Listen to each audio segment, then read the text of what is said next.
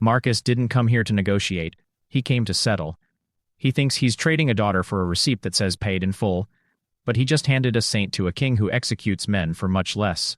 He's about to learn that in this world, a debt of money is small, but a debt of blood is only paid in kind. The camera tightens on a tailored black suit sleeve as Marcus snaps a burner phone shut with clinical precision. In the background of the rain-slicked shipyard, 20-year-old Cynthier is visible through the tinted glass of a black sedan, her eyes wide with a heartbreaking mix of terror and lingering trust in her father. Standing by the car is Jarky, the buyer, a Mafia King whose regal composure masks a brewing, lethal disgust. Marked as a man who treats his soul like a business contract. A sharply dressed father, his own child as his last liquid asset.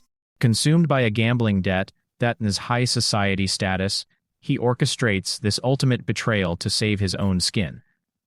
But his calculation has one fatal flaw. He doesn't realize that Jarky operates on a religious code of family honor. While Marcus walks away feeling the freedom of a zeroed balance, the Mafia King has already ordered the hit. This is a story of corporate noir, where greed meets a predator's justice, ending with Marcus's cold execution and Cynthier's transformation from a victim into the ward of a king.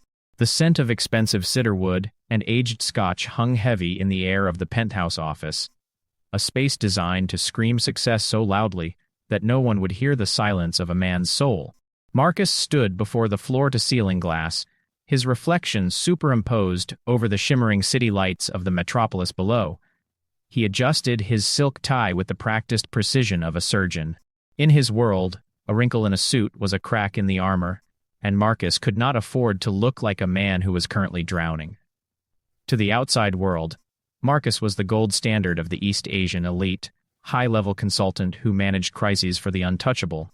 He moved through the world with a controlled composure that suggested he held the keys to every door. But beneath the $5,000 wool fabric of his jacket, his heart hammered a frantic rhythm against his ribs.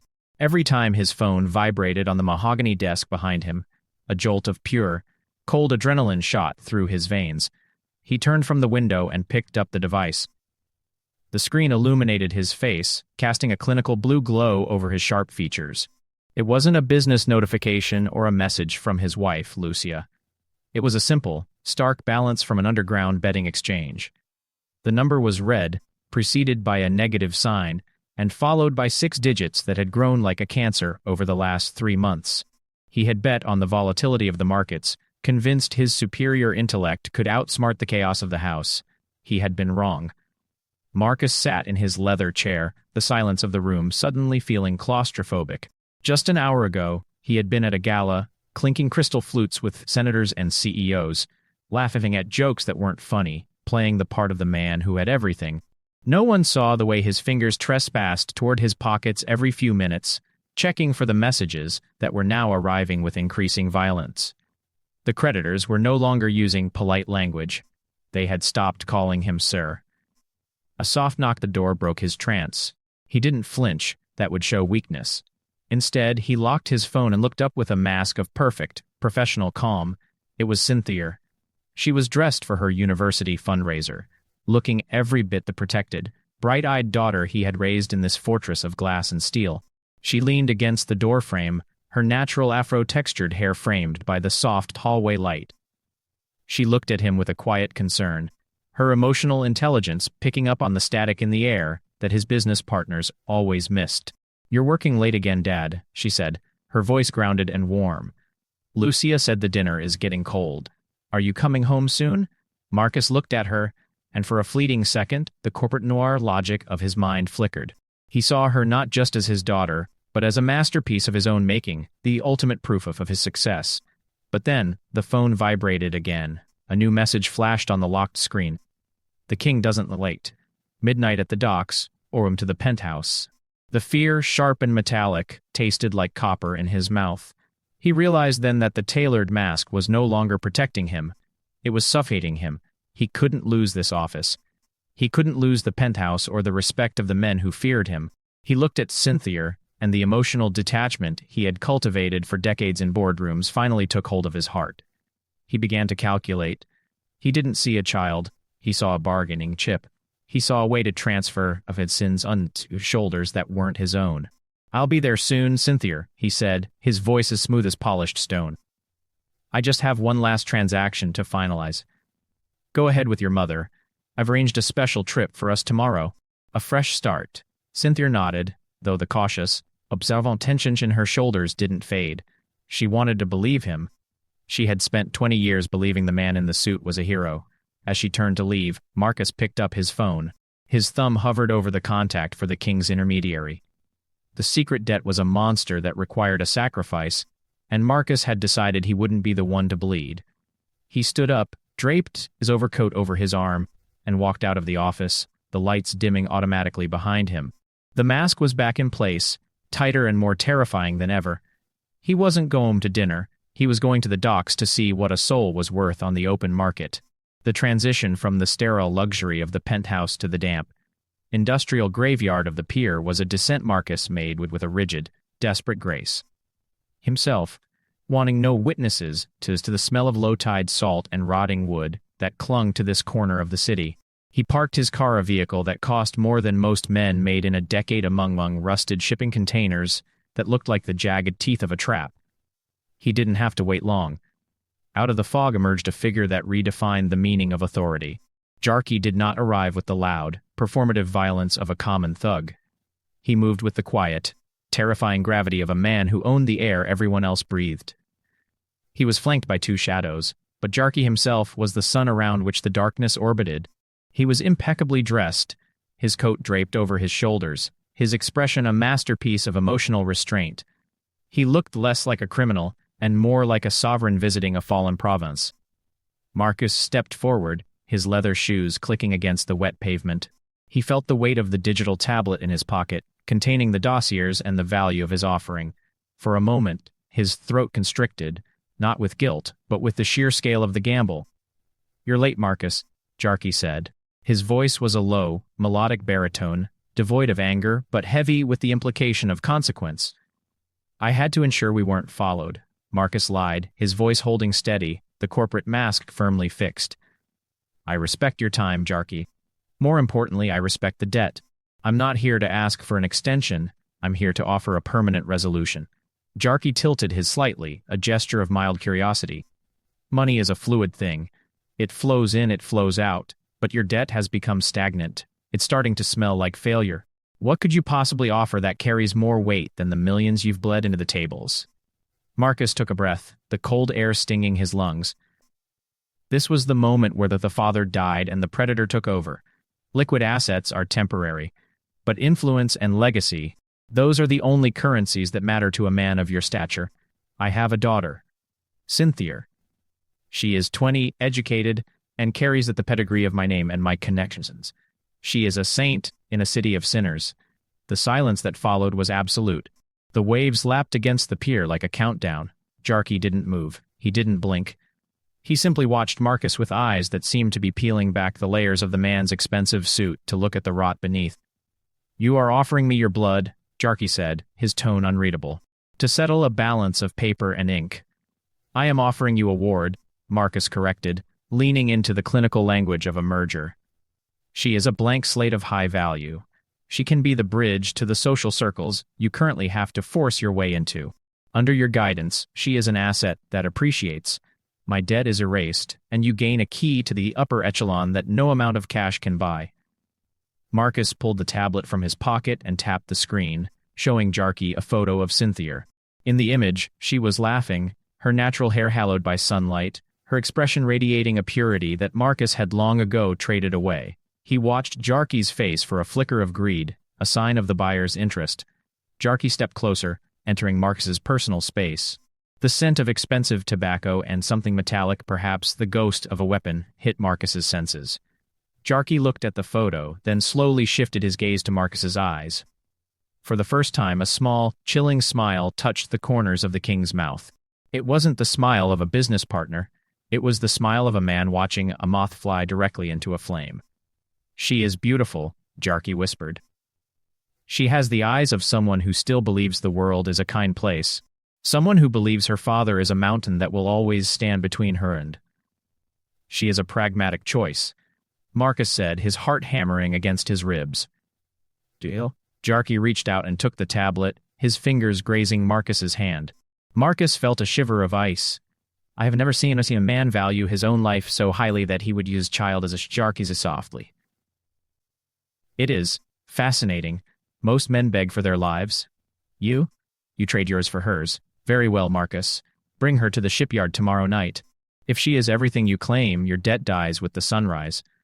Jarky turned and began to walk back into the fog, the tablet still in his hand. Marcus stood alone on the pier, the wind whipping his hair. He felt a surge of triumph, a sickening rush of relief. He had done it. He was free. He didn't see the way Jarky stopped in the shadows, leaning toward one of his men. Keep the girl safe when she arrives, Jarky commanded, his now cold enough to freeze the rain. But for the father, prepare a hit. A man who sells his own blood is a rat, and I will not have rats in my city.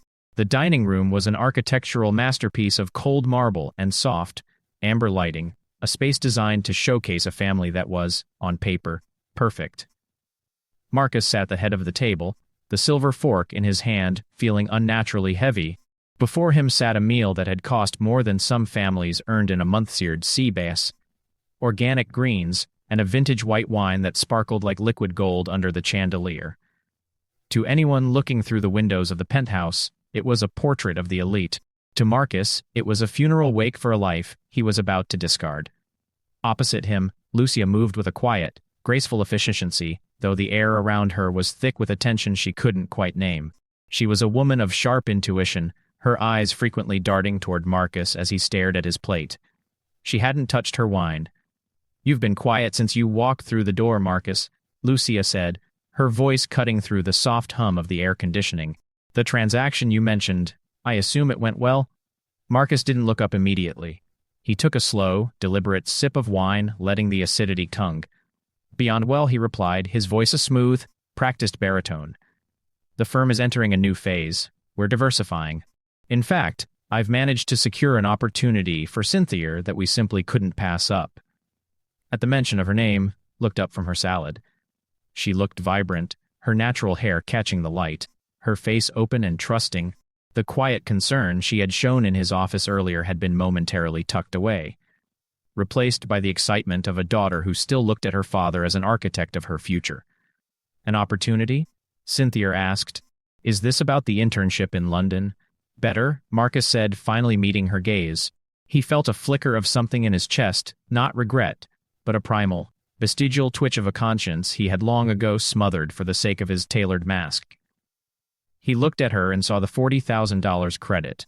He saw the end of the phone calls, the end of the shadows in the parking garages, the end of the king's threats. It's a mentorship.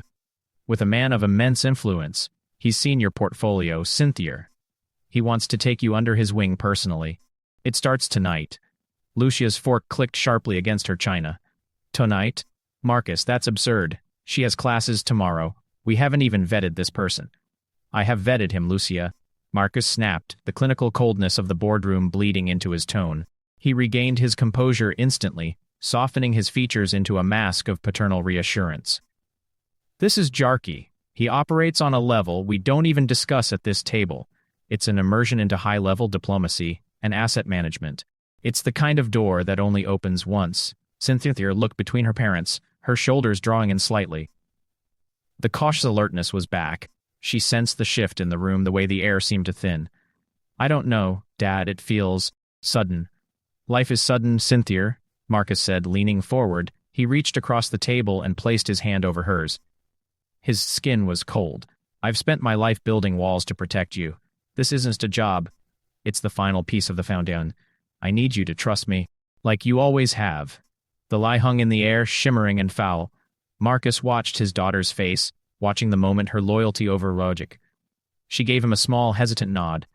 If you think it's best, Dad. For the rest of the meal, Marcus was a ghost at his own table.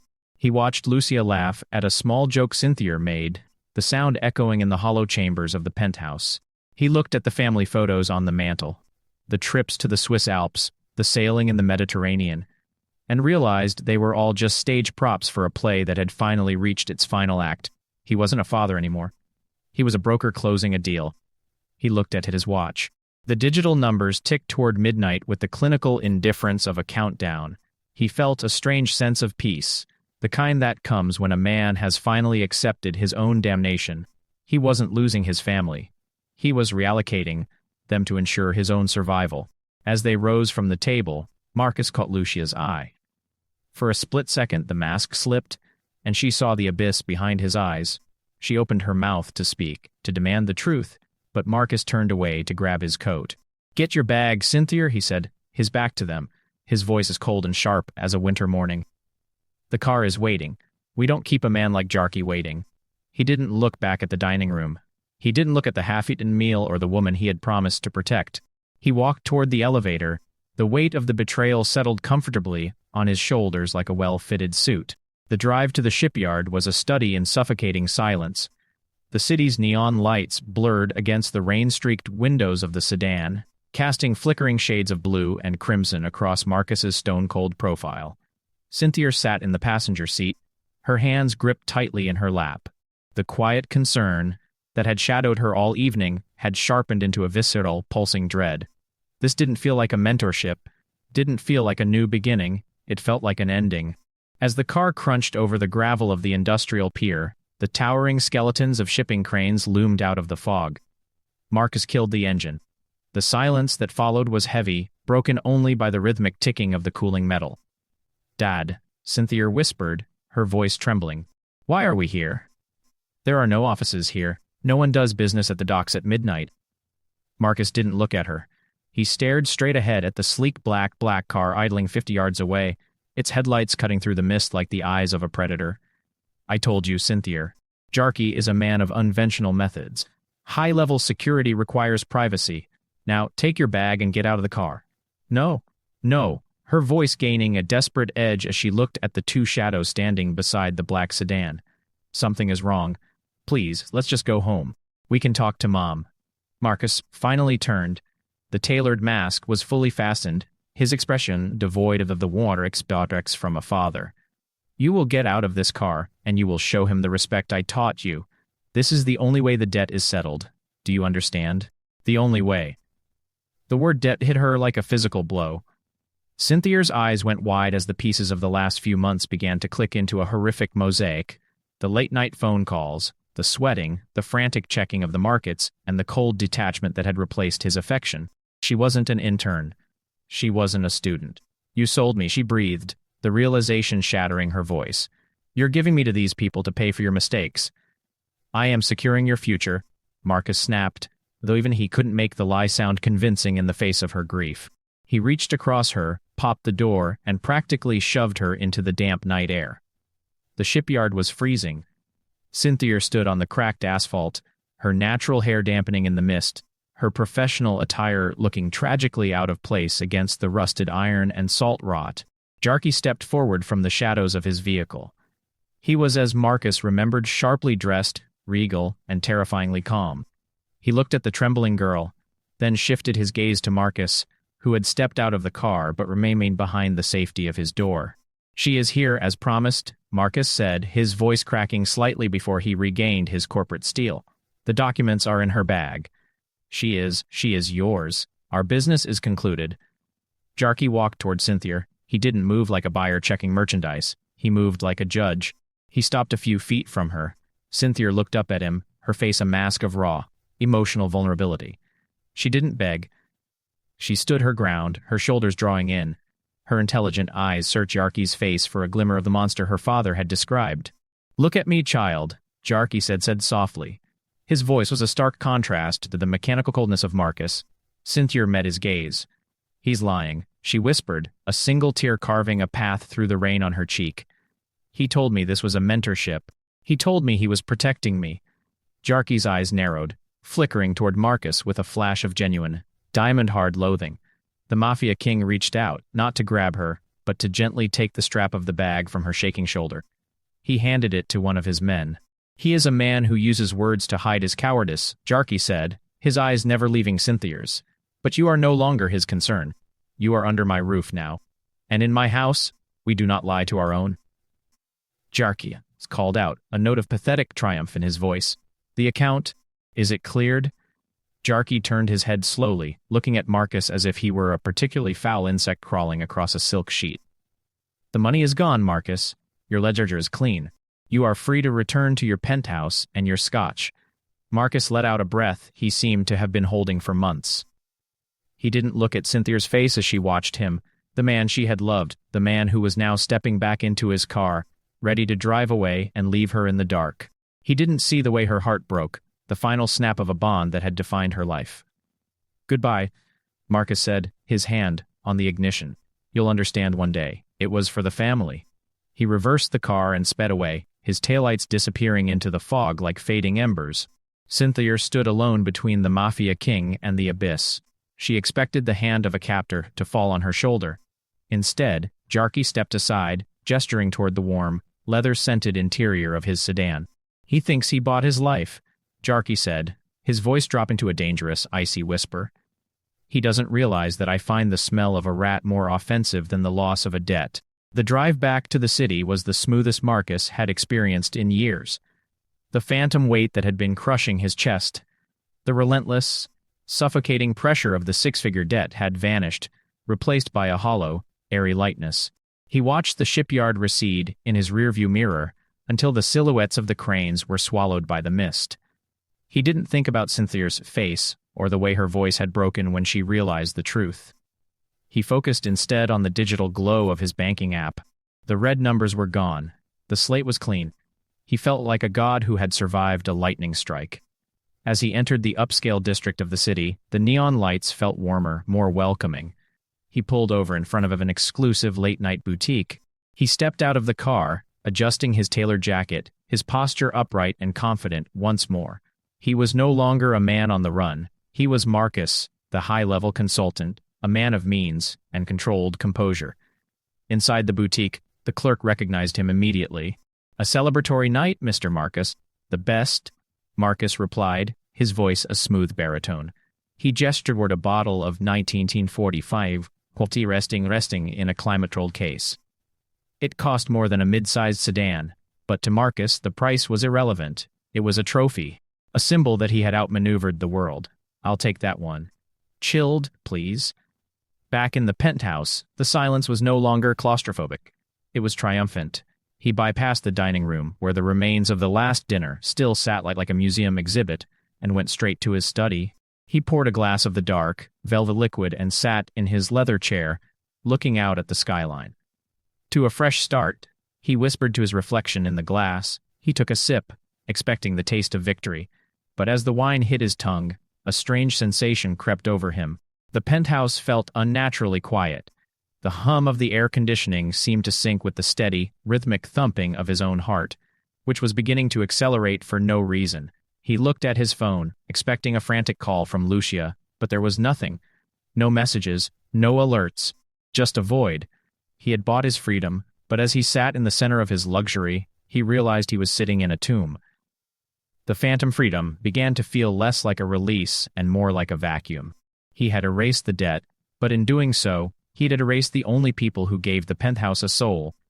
He tried to summon the clinical detachment that had served him so well in the shipyard, but for the first time the mask felt heavy. It felt like lead. Suddenly, his burner phone, the one he thought he would never need again, chirped on the desk. Marcus frowned. The debt was settled.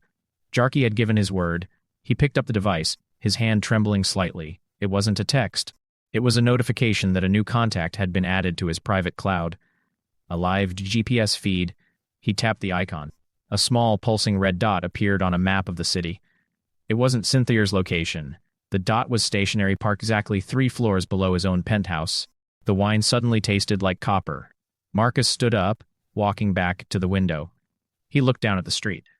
3 black SUVs were idling at the curb, their engines purring with a low, predatory hum. They weren't moving. They were waiting. Marcus took another sip of the 20,000 wine, but he couldn't swallow. The realization hit him with the force of a physical blow. Jarky hadn't just taken the collateral. He had taken the measure of the man. And in the Mafia King's world, a man who sells his own blood is a liability that needs to be liquidated.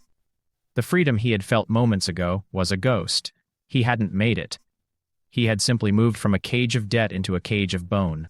The heavy oak door of the master bedroom creaked open, and Marcus stepped into the dim light, the half-empty bottle of Romane Conti still clutched in his hand like a discarded scepter.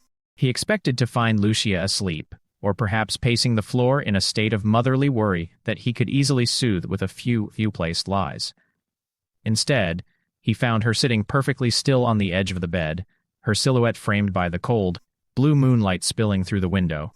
She was already dressed in a trench coat, her keys in her hand, her face a mask terrifying frozen clarity.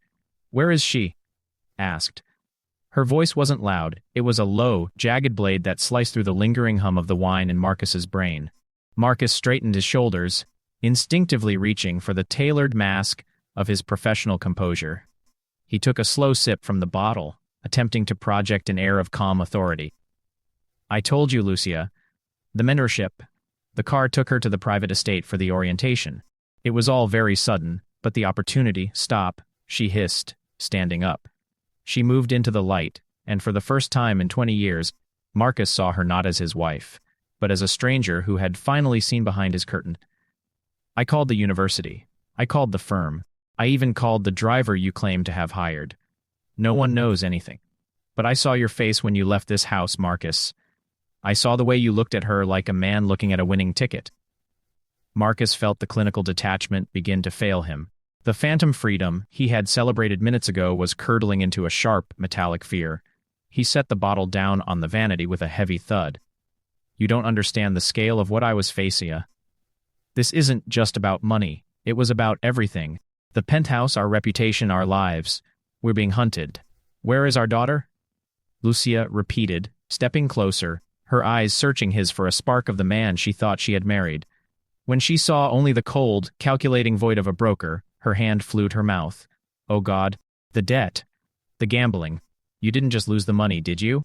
You used her to pay them back." Marcus felt a surge of defensive anger, the desperate logic of a man who refused to be the villain in his own story. He stepped toward her, his voice dropping into a harsh, urgent, "I saved us. Do you realize who Jarky is? He is a king, Lucia. He doesn't take no for an answer. By giving her to him, I bought us a clean slate. She's safe. She's with a man of power. She'll have more influence in a week than I could have given her in a lifetime. It was a necessity, a strategic move to preserve the family." This followed was more violent than a scream. Lucia looked at him with a loathing pure it felt physical. She didn't cry, she didn't collapse.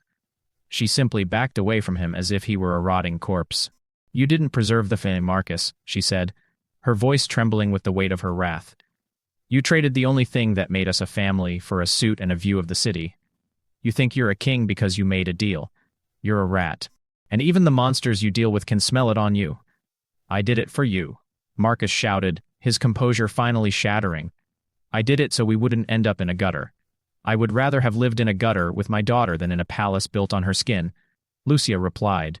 She walked toward the door, her movement decisive and cold. "Where are you going?" "To find her," she said, stopping at the threshold. She turned past time, her eyes reflecting the cold blue of the city lights. "And to pray that Jarky is half the man you aren't. Because if he has even a shred of honor, he'll realize that the world is a better place without men like you in it." She slammed the door, the sound echoing through the hollow penthouse like a gunshot. Marcus stood alone in the center of his luxury, the silence now deafening. He looked at the bottle of wine, the trophy of his victory, and realized he couldn't take another sip. He was a man who had sold his soul to buy a room, only to find that the walls were closing in. Suddenly, the burner phone on the nightstand lit up again. It wasn't a GPS alert this time. It was a video file. Marcus's hands shook as he pressed play. The screen showed the interior of a car, the same black sedan from the shipyard. Cynthier was sitting in the back, her face pale but calm, looking at something off camera. Then Jark's voice came through the speakers, smooth and lethal. "A man who sells his blood has no blood, Marcus. I have your daughter. Now I'm coming for the debt you didn't even know you owed, the price of being a coward." The penthouse, once a fortress of glass and steel, now felt like a transparent cage. Marcus stood by the window, his breath fogging the pain as he watched 3 black SUVs idling below. They hadn't moved an inch. They were the physical manifestation of a countdown he couldn't stop. The burner phone in his hand felt like a live coal, and when it finally vibrated with an incoming call from an encrypted number, Marcus nearly dropped it. He answered on the first ring, his voice a frantic, high-pitched shadow of its former boardroom strength. Jarky? Is that you? Listen, Lucia is hysterical, she's... Be silent, Marcus. The voice was not the polite, transactional baritone from the shipyard. It was a cold, absolute vacuum. It was the sound of a lid closing on a coffin. The silence that followed was so heavy that Marcus could hear the frantic tapping of his own heart. You have a very high opinion of yourself, Jarky continued, the words measured and clinical. You walked onto my pier in a $3,000 suit and spoke to me about liquid assets and diversification. You looked at your own flesh and blood and saw a line item on a balance sheet. You thought you were playing a high-stakes game with a peer. You thought we were the same. I was solving a problem. Marcus stammered, his fingers white-knuckled around the phone. I gave you what you wanted. The debt is zeroed. We had a contract. A contract, Jarky repeated, and Marcus could almost hear the chilling, thin smile on the other end. I am a man of many trades, Marcus. I deal in vice, in secrets, and in power. But even in the dark, there is a natural law. A wolf will die to protect its cub. A dog will snarl to guard its master. But you are something lower. You are a creature that eats its own to keep its belly full for one more night. I did what I had to do to survive, Marcus shouted, his controlled composure finally dissolving into a raw, pathetic plea. You're the Mafia King. You've killed men. How can you judge me?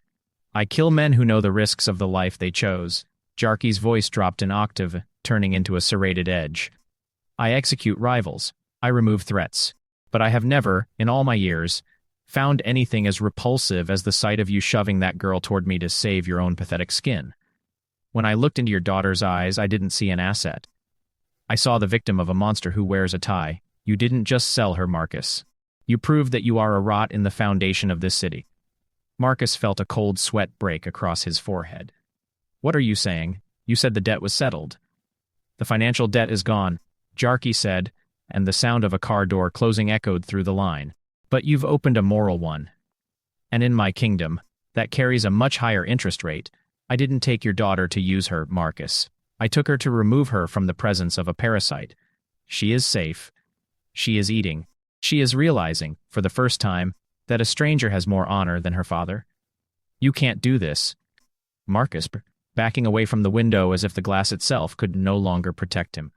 I am not doing anything, Jarky replied. The men downstairs are simply waiting for the sun to go down. I wanted to call you first. I wanted you to spend these last few hours in that beautiful, expensive penthouse, looking at your beautiful, expensive wine and realizing that none of it can buy you a second of mercy. You sold your soul for 40 grand and a clean ledger. I hope the silence is worth it. Jarky, wait. The business concluded, Marcus. But the execution is just beginning. The line went dead. Marcus stared at the phone, the silence of the penthouse rushing back in like a flood. He looked at the $20,000 bottle of wine on the vanity. He looked at the hand-stitched leather of his chair. Every object in the room suddenly looked like a tombstone. He realized then that Jarky hadn't just taken Cynthier. He had stripped Marcus of the only thing that kept the darkness at bay. He was no longer a high-level consultant. He was no longer a father.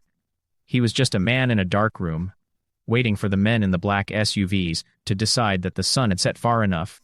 The stillness of the penthouse was no longer the silence of luxury. It was the heavy, pressurized quiet of a vacuum. Marcus stood in the center of the room, his breath coming in shallow, jagged hitches. The tailored mask had finally cracked, leaving behind a face that looked 10 years older, pale and slick with a cold sweat that no silk handkerchief could wipe away. He looked at the burner phone in his hand, the same device he had used to orchestrate the divestment of his daughter, and realized with a sickening lurch that it was now his only connection to a world that was rapidly erasing him.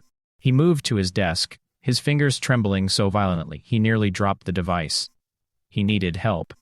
He needed the men who had sat at his table, the men who had accepted his bribes, the high society friends who had benefited from his high-level consulting. He pulled up his encrypted contact list and tapped the first name, a deputy commissioner he had personally helped clear a gambling debt for 2 years ago. The phone rang. Once, twice. On the third ring, it disconnected. Not a voicemail, not a busy signal. Just a sharp, electronic click that sounded like a door being locked from the outside. Marcus felt a surge of panic. He dialed again, this time reaching out to a corporate fixer who specialized in disappearing problems. The call didn't even go through. A recorded voice informed him that the number was no longer in service. He tried a third, then a fourth. Every connection was a dead end. The network he had spent a lifetime building, the web of influence he thought was his ultimate safety net, had dissolved. "Answer me," he hissed at the screen, his voice cracking. "I paid for you. I bought you." He stood by the window again, looking down. The black SUVs hadn't moved, but their parking lights flickered once, a silent acknowledgement of his observation. They weren't just waiting for the sun to set. They were watching him fail. They were watching him realize that in Jarky's kingdom, when the king marks a man as a rat, the world becomes a very small, very lonely place. He realized then the true price of the soul he had traded. He had thought he was buying freedom, but he had actually bought total isolation. By selling Cynthier, he had signaled to every man of power in the city that he had no bottom, no loyalty, and no value. A man who would trade his own blood couldn't be trusted with a secret, a debt, or a life. He was a liability to everyone he had ever known. Desperation drove him to his wall safe. He punched in the code with shaking fingers and pulled out a stack of high-denomination bills, the $40,000 blood money Jarky's men had left him. He stuffed the cash into a leather briefcase, the weight of it feeling like lead. He had the money now. He had the clean slate he had craved. But as he looked around the empty, cavernous penthouse, he realized there was nowhere to spend it. There was no airport that would let him pass, no hotel that would take his name, and no friend who would open their door. He grabbed his phone again and dialed Lucia. He didn't know what he would say, perhaps a plea for forgiveness, or a frantic instruction to meet him, but the line didn't even ring. Instead, a text message appeared on his screen. It was from an unknown number, but the clinical tone was unmistakably Jarky's. "She is not answering, Marcus. No one is answering. You spent your life convincing the world you were a man of influence, but you are just a moan to his ear, and no one on the other side. The debt is paid. The silence is yours. Marcus." The phone. It clattered against the marble floor, the screen shattering. He looked at his reflection in the dark glass of the window, the sharp suit, the silk tie, the upright posture of a man of authority. He looked like a king, but he felt like a ghost. He was the architect of his own execution, standing in a palace of glass while the stones began to fly. The elevator down the hall chimed, a soft, polite sound that signaled someone had bypassed the penthouse security. Marcus froze. He looked at the briefcase full of cash, then at the shattered phone. He had everything he thought he wanted, and yet he had never been more bankrupt. He realized, with a final, devastating clarity, that the buyer hadn't just bought his daughter, he had bought Marcus's future, his safety, and his right to exist. The hunt wasn't coming. It was already over. The penthouse elevator doors slid open with a whisper of hydraulic perfection. Marcus didn't run.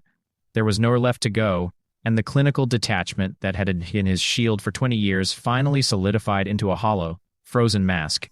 He stood in the center of his expansive living room, clutching the briefcase of blood money, as three men in silent, charcoal suits stepped into his sanctuary. They didn't draw weapons immediately. They simply occupied the space with the practiced ease of movers coming to collect a debt that had long since expired. They cornered him against the floor-to-ceiling windows, the shimmering city lights behind him, mocking the darkness of the room. Marcus looked at them, his breath hitching. "I have the money," he stammered, holding out the briefcase like a shield. "Take the penthouse. Just let me border." The lead enforcer, a man with eyes as cold and gray as a winter sea, didn't even look at the bag. "The king doesn't want your paper, Marcus. He said you've already spent it on the only thing it could buy." This moment. As the men closed the distance, the scene shifted miles away to a private, sun-drenched terrace overlooking a different part of the coast. The air here was clean, smelling of salt and expensive jasmine rather than the stagnant rot of the shipyard. Jarky sat in a high-backed chair, his tailored suit jacket draped across his shoulders, his expression one of calm paternal authority. Standing a few feet behind him was Cynthier. She was no longer shivering. She wore a simple, elegant dress, and though her eyes still held the shadows of the betrayal, her posture had changed. She no longer stood with the quiet concern of a victim. She stood with the rigid, newfound strength of a survivor who had seen the bottom of the world and was now looking up. She watched Jarky as he looked out at the horizon. realizing that this man, a stranger and a criminal, had provided the protection her own father had traded it away for a line of credit. Jarky sensed her gaze and turned slightly, his face softening with a rare, genuine respect. He didn't look at her as an asset or a piece of collateral. He looked at her as the only thing of value to emerge from Marcus's wreckage. "He called me a few minutes ago," Jarky said softly, his voice carrying over the sound of the distant waves. "He tried to use his influence. He tried to buy his way back into a life that no longer exists for him." Cynthier looked down her hands, her voice steady. "Did he ask about me?" Jarky stood up and walked toward her, stopping just close enough to offer the protection of his shadow. He didn't lie. He didn't offer a comfortable deception to spare her feelings. He asked a balance of his account. He asked about the border. He forgot, as men like him always do, that the most expensive thing in this world isn't gold or silk. It's loyalty. Back in the penthouse, Marcus was forced to his knees. The briefcase was tossed aside, the $40,000 spilling off the marble floor like worthless confetti. The tailored mask was gone, replaced by the raw, sobbing face of a man who finally realized that his suit was just a shroud. He looked up into the barrel of a silenced pistol, the city he had tried to conquer glowing indifferently behind him. He reached for his phone one last time, a reflex from a life spent calling for help that would never come. On the terrace, Jarky placed a hand on Cynthier's shoulder, a firm, grounding weight. "You are part of a different hierarchy now, Cynthier. One built on a code you were never taught. In this world, we protect what is ours, and we discard what is broken." He looked into her eyes, ensuring she understood the finality of the lesson. "Remember this: a man who sells his blood has no blood, and a man with no blood has no life." Jarky reached into his pocket and clicked a small remote. The feed on his own phone went dark. The screen of the world seemed to contract into a single, focus point. In the silent penthouse, the enforcer squeezed the trigger. There was no grand explosion, no cinematic speech, just a soft, clinical thud that blended into the hum of the city.